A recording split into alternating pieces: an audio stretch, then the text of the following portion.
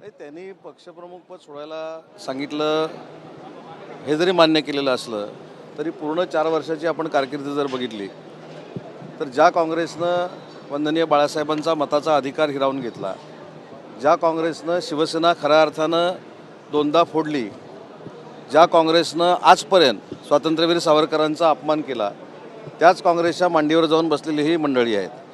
त्याच्यामुळे शिवसैनिकांना विचारून राजीनामा देण्यापेक्षा त्यांना राहुल गांधींना विचारून राजीनामा द्यावा लागेल. त्याच्यामुळे मला असं वाटतं की आजचं जे भाषण होतं हे फक्त कार्यकर्त्यांना भावनिक करण्यासाठी होतं. आपल्या काय चुका झाल्या आहेत हे खरं आत्मचिंतन जसं भास्करराव जाधवांनी सांगितलं तसं आजच्या मेळाव्यामध्ये झालं असतं तर उरलेले शिवसैनिक टिकले असते युबीटीचे. त्याच्यामुळे एक महत्त्वाची गोष्ट अशी आहे की पूर्ण उभाटा ही काँग्रेसमय झालेली आहे. ज्या काँग्रेसनं पहिल्या शिवसेनेची वाताहत करण्याचा प्रयत्न केला, फोडण्याचा प्रयत्न केला, त्या काँग्रेसवर बोलण्यापेक्षा किंवा त्या काँग्रेसला आरोपीच्या पिंजऱ्यामध्ये उभं करण्यापेक्षा ज्या एकनाथ शिंदेसाहेबांनी वंदनीय बाळासाहेबांचा विचार पुढं घेऊन जाण्याचा प्रयत्न केला, शिवसेना वाचवली, बाळासाहेबांचा धनुष्यबाण वाचवला, त्यांच्यावर ते तोंडसुख घेत आहेत. याच्यातनंच युबीटीची पूर्ण काँग्रेस झाली. कधी कधी तर शंका येते की 60व्या वर्धापन दिनानिमित्त असलेली युबीटी ही काँग्रेसमध्ये विलीन होते की काय आणि त्याचा सुतोवाच तिथल्या पक्षप्रमुखांनी केला की काय, अशा पद्धतीची शंका जर जनतेला आली किंवा मतदारांना आली तर ते काही वावगं नाही. म्हणजे परंतु हे राजीनाम्याचं वक्तव्य करताना ते त्यांनी सांगितलं की अनेक आरोप माझ्यावरती आणि आदित्यवरती होतात की आम्ही खाली उतरत नाही, प्रचाराला जात नाही, आम्ही कार्यकर्त्यांच्या भेटीगाठी घेत नाही, परंतु जे खासदार साफ उठलेत त्यांच्या प्रत्येकी मतदारसंघात आम्ही 5 ते 6 सभा घेतलेल्या आहेत. त्यामुळे जर कोणाला आमच्यावरती आरोप करतात अशा संदर्भात वाटतंय तर त्यामुळे मी पक्षप्रमुख पद नाही, ठीक आहे ना. मी काय सांगितलं की हे जरी भावनिक भाषण असलं तरी तुम्हाला देखील सगळ्यांना माहिती आहे की काँग्रेसला विचारल्याशिवाय आणि राहुल गांधी सोनिया गांधींना विचारल्याशिवाय महाविकास आघाडी पुढे जात नाही. आणि महाविकास आघाडीतला हा घटक पक्ष आहे आणि घटक पक्षाचे हे युबीटीचे पक्षप्रमुख आहेत. त्याच्यामुळे मला असं वाटतं की आजचं भावनिक भाषण जरी असलं तरी असा जर निर्णय घ्यायचा असेल तर त्यांना दोन काँग्रेसच्या नेत्यांना विचारावं लागेल.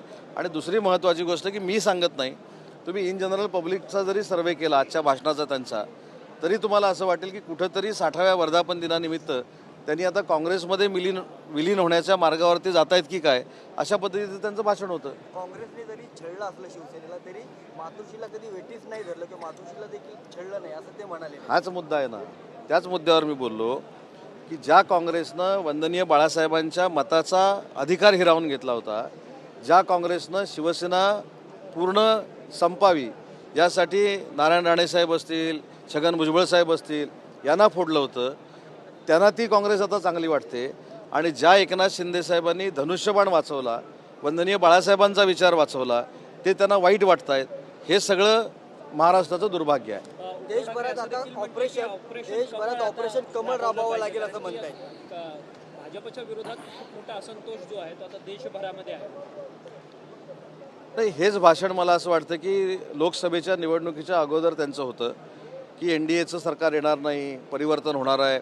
एक फेक नरेटिव्ह सेट केला गेला, पण त्याच्यातनं देखील NDAचं सरकार आलं. नरेंद्र मोदी साहेबांना पंतप्रधान म्हणून या देशानं स्वीकारलं. त्यांची पंडित जवाहरलाल नेहरूंपेक्षा जास्त कार्यकाळाची कारकीर्द झाली आणि आज देशाला आंतरराष्ट्रीय स्तरावर पहिल्या 2-3 क्रमांकामध्ये नेण्याचं काम हे नरेंद्र मोदी साहेबांनी केलेलं आहे. आणि भविष्यामध्ये तो आपला देश, भारत देश हा 1 नंबर देखील होईल. परंतु काही लोकांना हे दिसत असून बोलता येत नाही, हे देखील आपलं दुर्भाग्य आहे.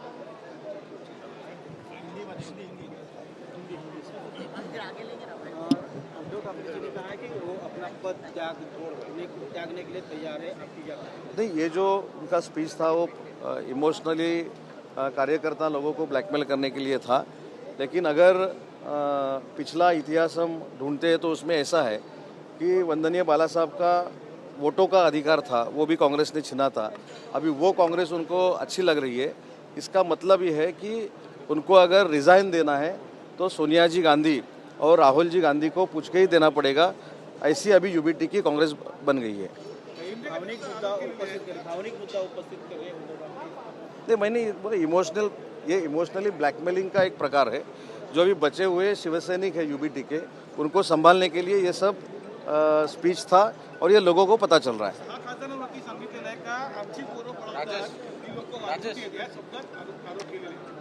नाही, ही भाषा काय आपण आज ऐकतोय का?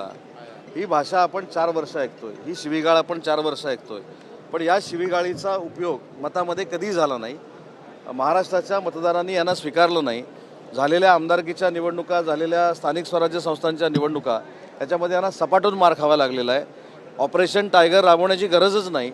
माननीय एकनाथ शिंदे साहेबांचं नेतृत्व सर्वमान्य असल्यामुळं आणि त्यांचं कर्तृत्व देशभरामध्ये सिद्ध झाल्यामुळं माननीय एकनाथ शिंदे साहेबांबद्दल आकर्षण आहे आणि त्याच्यामुळे शिवसेनाही मोठ्या पद्धतीने वाढते. धन्यवाद.